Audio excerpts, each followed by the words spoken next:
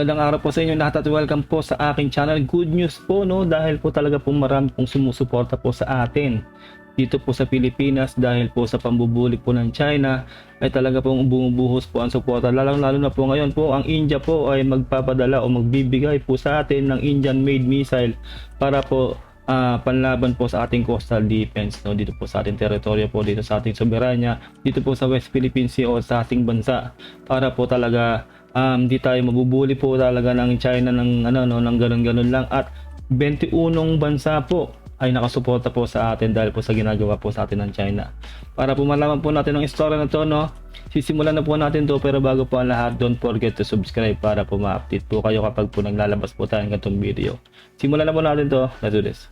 But Philippine Foreign Affairs Secretary Enrique Manalo says Manila is not backing down, adding several nations have expressed support for the country. Just most recently in this incident at the Ayungin Shoal, where China harassed and also prevented our ships from, tried to prevent our ships from resupplying our troops in Ayungin Shoal, we had messages of support from over 20 countries, governments, who clearly stated the importance of adhering to international laws.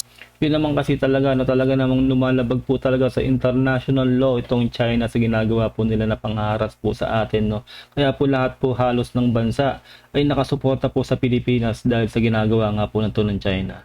India is the latest country to back the Philippines, following statements from 21 other nations, including the United States, the United Kingdom, Japan, South Korea, Canada, Australia, the European Union, and several EU countries.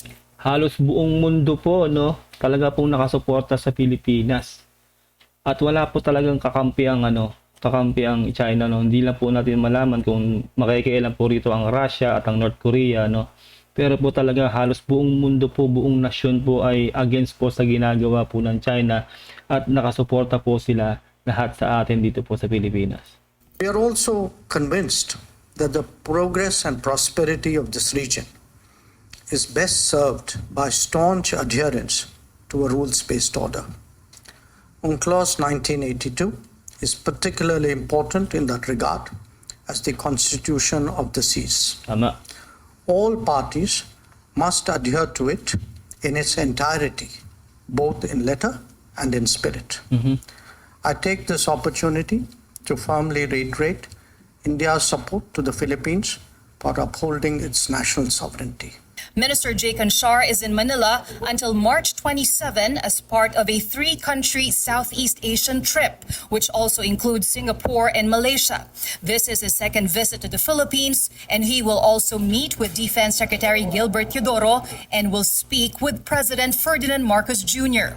Dito po natin mapapatunayan na ang presidente po natin ay kumikilos po no, at hindi po nagpapawalang bahala po dito po sa nangyayari po sa atin dito po sa West Philippine Sea, kasi po talaga po nakikipagdialogo po ang ating presidente sa kung saan-saan pong bansa. Kasi po lahat po halos talaga ng bansa po ay nakasuporta po sa atin. Pati po ang US, lalo na po ang US po, magpapadala rin po ng mga gamit na panggera o sandata po no. Ang US po nagpapadala na po sila as of now po. Malapit na pong dumating po dito po sa Pilipinas, at sa April po magkakaroon po ng balikatan exercise po ang US dito po sa Pilipinas no. Sa paghahanda rin po siguro yan dahil dito po sa tension po dito sa West Philippine Sea. Our countries have a shared interest in a free, open, and inclusive Indo-Pacific region. The minister and I have decided to accelerate our maritime cooperation with a planned maritime dialogue with India to be held in Manila following the successful Track 2 dialogue in September last year. Meantime, the Philippines is expecting the delivery of Indian-made BrahMos missiles intended for the coastal defense missions. Trade and cooperation is also an important domain that both countries are keen on expanding. Legit na legit po no, magpapadala po o bibigyan po tayo ng India ng ng Indian made missile po no, para po pang depensa po sa atin no, sa coastal defense po natin yan no. Sobrang nakakatuwa po to kasi po talaga po marami pong tumutulong at sumusuporta po sa atin no, dito po sa Pilipinas dahil binubuli po tayo ng bansang China. Last year, Philippine exports to India exceeded $1 billion for the first time, according to Secretary Manalo, who also committed to prioritizing Indian visitors and investors in its e-visa program.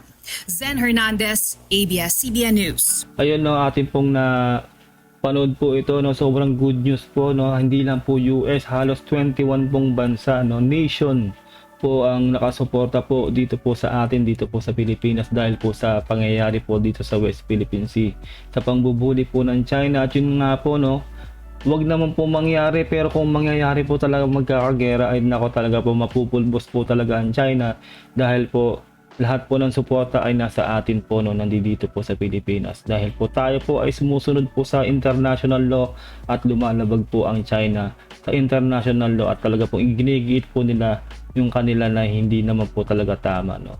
Ayun lang po, no, see you all sa mga susunod ko po pong mga ilalabas pong video. Mag-iingat po kayo lahat.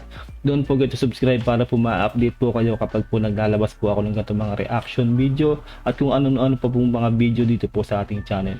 Ingat po kayo lahat. God bless and peace out. Bye.